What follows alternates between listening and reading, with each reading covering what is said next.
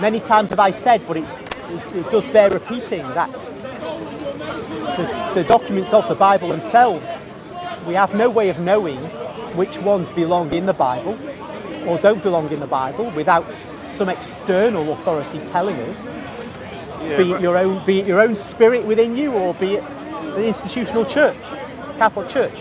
Yeah, no, the way I see it is just that one of the reasons why I believe what's in there is that if what's in there isn't what we actually need to use, then that means Judgment Day is kind of a bit pointless, because then that means he hasn't given us the proper information to actually state our case there. So going by the faith in God that Judgment Day is going to be fair, that means that that's what gives me the faith that is the right information in there. Now, if you consider of the first 1,500 years of Christianity, and it's the case in the last 500 years for the vast majority of Christians on earth, the Bible has not been their sole source of knowledge about Jesus and so on.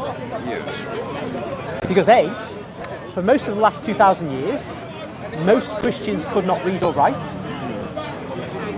And for most of the last 500 years, that's been the case as well. And even today, vast numbers of Christians can barely read and write, or do not have access to a Bible. So it's through the church that people have got their information about God.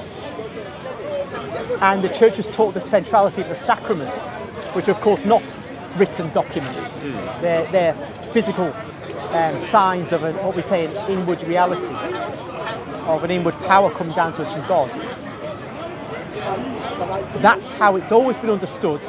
We know what we're supposed to do. So on Judgment Day, we need never have read a Bible because we couldn't read. We need never have seen a Bible because they weren't being printed.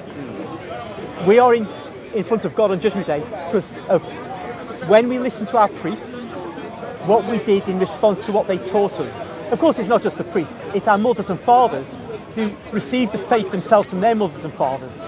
Yeah. And they don't deviate, because each Sunday at Mass, the priest is teaching and ensuring that any mental deviation is corrected over time.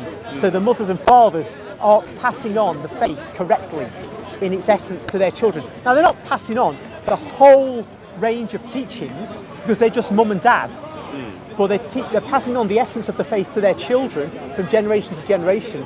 The priests aren't passing on the whole range of the faith either, because the Mass is brief. It's not a whole kind of intellectual exercise. It's a service, a worship activity, and holy sacrifice of the Mass, we say. But the kind of better educated in the Christian community, they filter down knowledge to the broader community in various ways.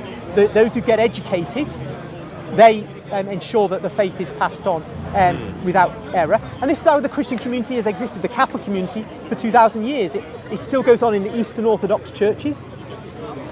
And it's the prime way that people are Christian and grow up Christian and learn to be Christian and will die and go to God in that state. Never having read a Bible.